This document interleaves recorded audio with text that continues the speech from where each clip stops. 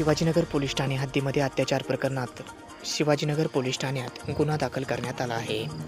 सदर घटना दिनांक 2016 पासून 25 जुलै 2024 पर्यंत घडली आहे.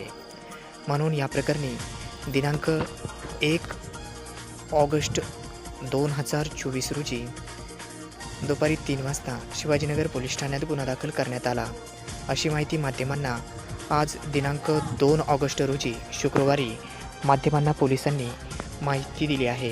सदर माहिती दुपारी 3 वाजता माध्यमांना पोलिसांनी दिली आहे.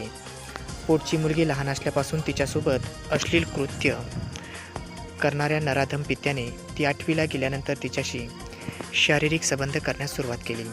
पीडित मुलगी ही 18 वर्षाची झाल्यानंतर 2016 तिच्यावर अत्याचार केल्याच्या धक्कादायक घटना प्रकार उघडकीस आला.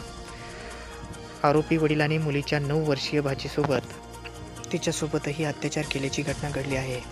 अशी पुढची मुलगी आणि भाची अशा दोघांसोबत अत्याचार केल्याची घटना घडली आहे. तसेच हे कृत्य केल्यानंतर हे सर्व प्रकार चव्हाट्यावर आला. या प्रकरणी पीडित मुलीच्या फिर्यादीवरून तिच्यासह तिच्या भाचीवर अत्याचार करणाऱ्या नराधम पित्याविरुद्ध शिवाजीनगर पोलीस ठाण्यामध्ये गुन्हा दाखल करण्यात आला आहे. या प्रकरणी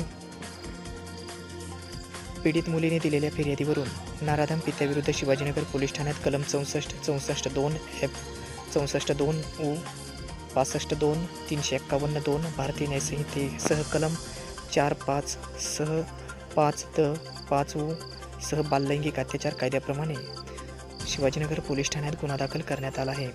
याचा पुढील तपास दुनगाव हे करत आहेत.